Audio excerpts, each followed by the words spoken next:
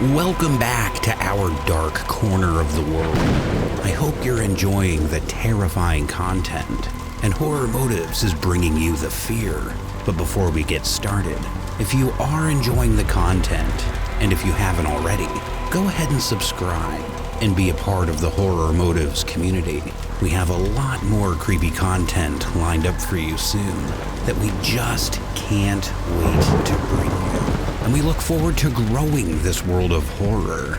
Now, let's get started. Fear lies within.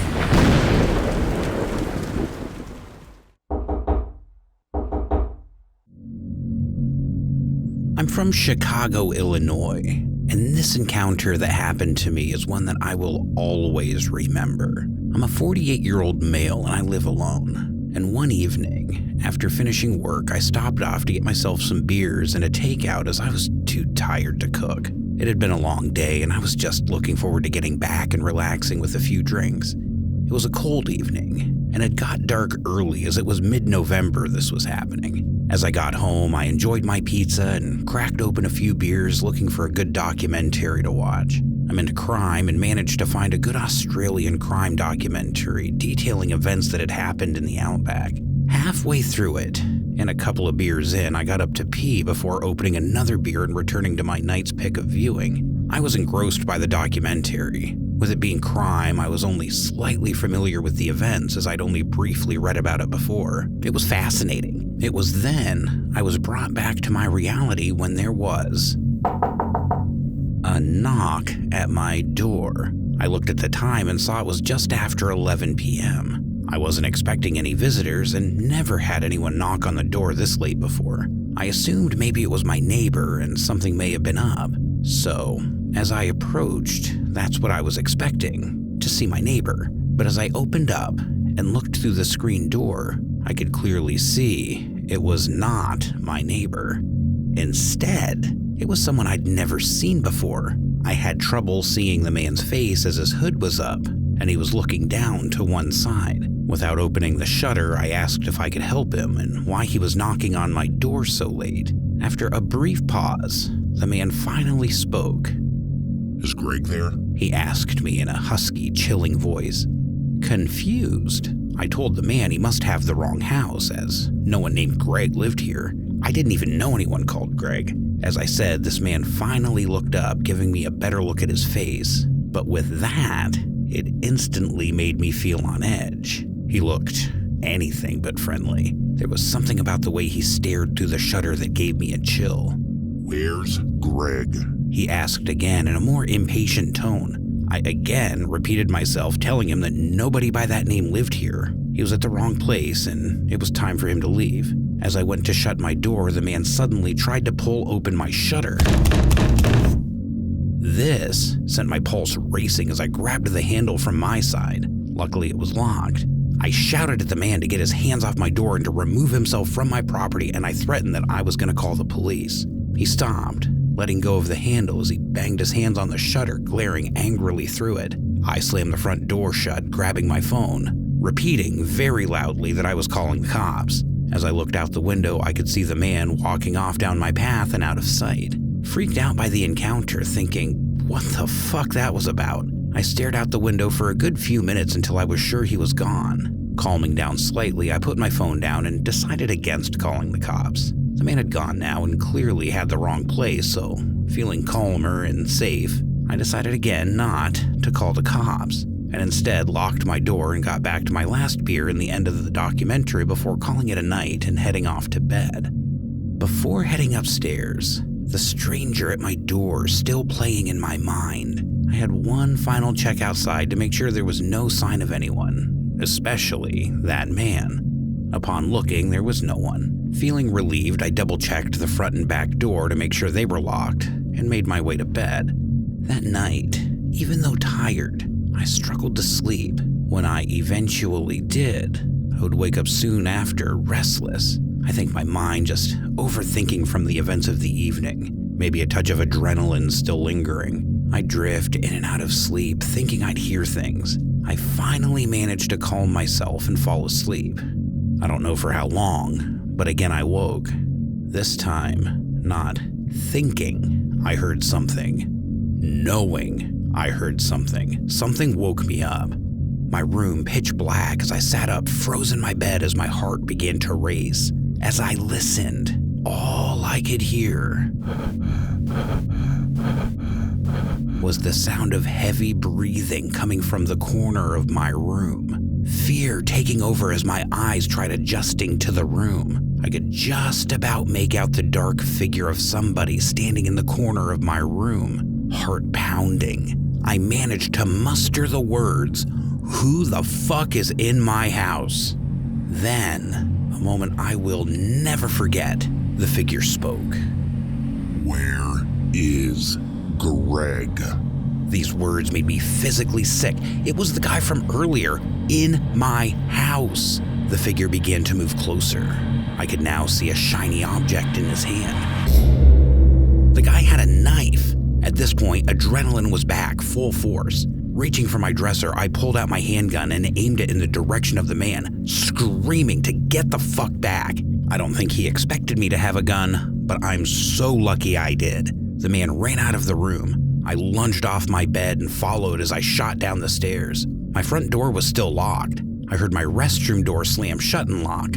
I ran to the door shouting I was calling the cops. I shot a warning shot into the door. After managing to get the door open, I could see the room was empty. I could also see how the man entered.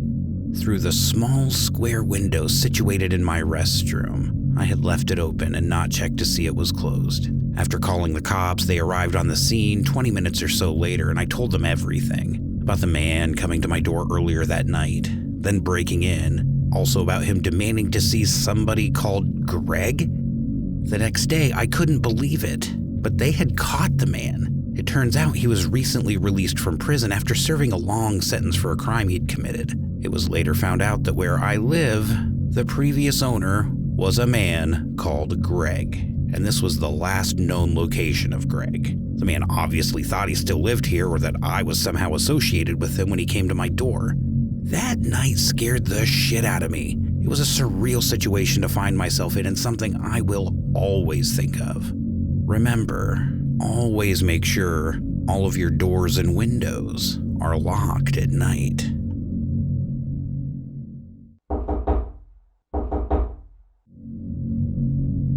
I'm a 32-year-old single mother. I have a 5-year-old daughter and often take trips with her for nice weekend getaways to new places where we can spend time together doing fun-filled activities, or to the seasides where we live in the UK, just wanting her to have a fun-filled childhood with good memories, you know. But one trip we had will always live in my memory and haunt me for life.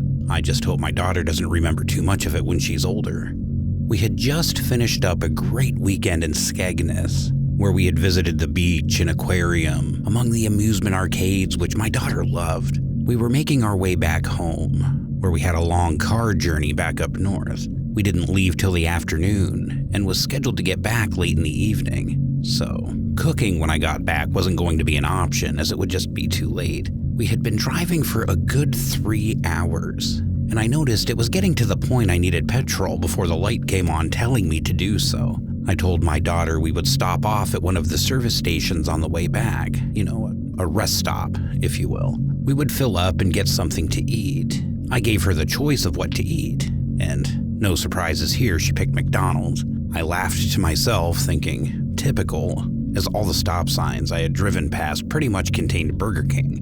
But luckily enough, after passing another, some signs came up stating the next service station, 10 miles ahead, actually did have a McDonald's. We were close to Leeds and still had another half of our journey back to go, so I decided we would stop off at the next service station, get some food and fill up the tank and continue our journey home. It didn't take us long to get to our stop.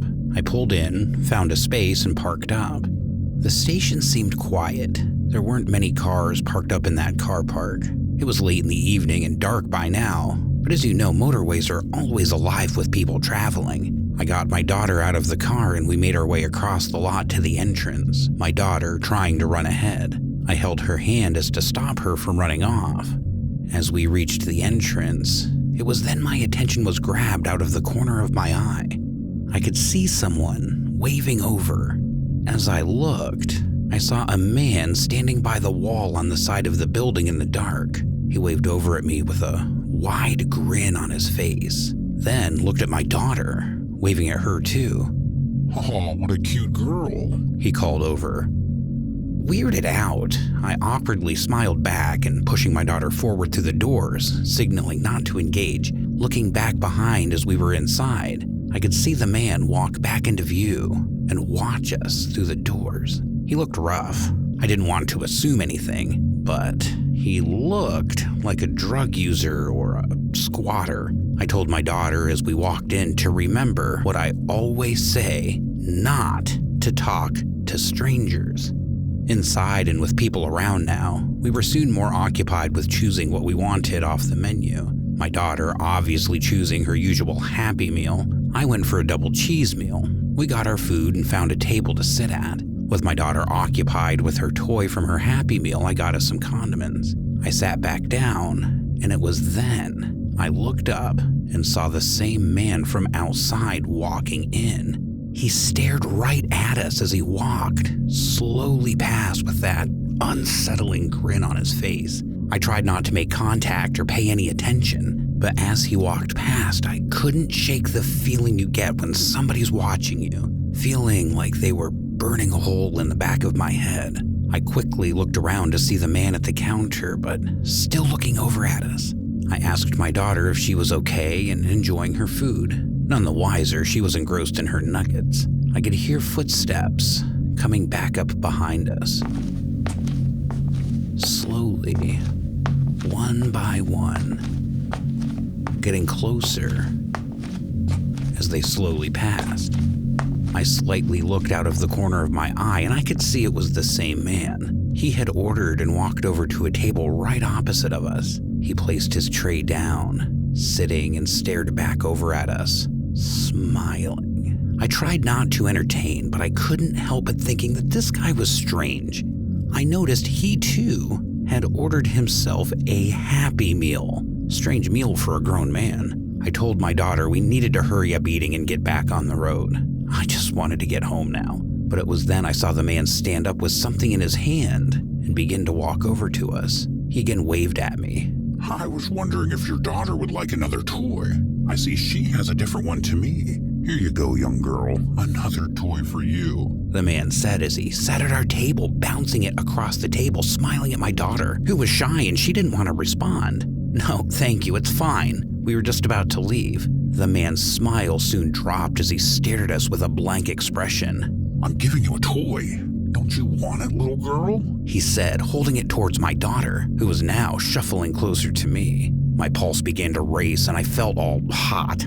I told the man not to talk to my daughter and just to leave the toy on the table or take it with him. I looked around and I could see the staff were watching, so I didn't feel in any immediate danger. The man, I think, noticed too as he glared at us one last time before getting up and walking out of the restaurant. I breathed a huge sigh of relief and put my arm around my daughter as we finished our food. As we left the restaurant, I was on high alert, looking everywhere to see if I could see the man. He was nowhere in sight. I looked out the automatic doors and again, I couldn't see him. I grabbed my daughter's hand and hurried us over to the car, strapping her into her seat. I had one last look around the lot before pulling off, around on the other side of the petrol station. I told my daughter I'd quickly get some petrol and I'd be just outside of the car. As I pumped the petrol, I looked around. I saw another guy filling up as he walked over to the petrol station. This made me look at my pump. I didn't realize that the pay at the pump service wasn't working. Great, I thought, typical. I really just wanted to fill up and drive off.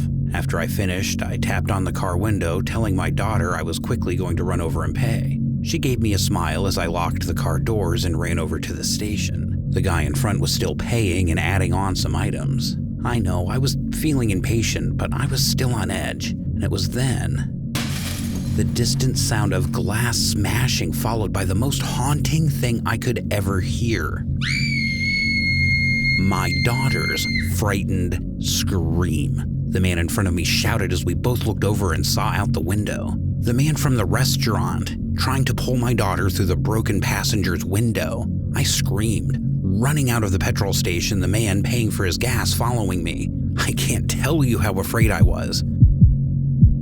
I sprinted over to the car, heart pounding, screaming at the man. As the man looked and saw me and the other guy running over, he dropped what he was doing and ran off into the distance and into the nearby bushes. It seemed he was struggling to get the seatbelt and safety belt off my daughter, who was crying uncontrollably as I opened the door, grabbing her and holding her in my arms, kissing her. The man who had helped me continued to run after the crazy man, but he had soon disappeared across the motorway. Completely shaken and terrified, I held my daughter, thanking the man and the service station attendant who called the police for me. When they arrived, I told them everything of the encounter and what happened with the attempted abduction. The police set out teams to search the area and find the bastard who did this. My daughter has been so scared since, but very brave and getting over it slowly. But as a mother, I can't tell you how terrifying it is to have this happen. In literally seconds, I was just filling up petrol. It can happen just that quick. I never let my daughter out of my sight or stay in the car now, as you just never know. Thankfully, the police did find the piece of shit, and I'm glad he's now behind bars for this sick attempt at abduction. If you take anything from this, always have your wits about you, and as a parent, I hope you never experience this kind of encounter. Stay safe out there. Just a quick one, guys. Thank you for listening. I hope you enjoyed these disturbing stories. Why don't you comment down below which one would have terrified you the most if it were you in that situation? Also, don't forget to subscribe just over to the left and look out for plenty more upcoming content by hitting that bell button. If you can, like, comment, and share. It really helps us out, and I really appreciate it a lot, you guys. Let us know what story subjects you'd be interested in hearing soon in upcoming videos. And thanks again. Take care out there, and remember, fear lies within.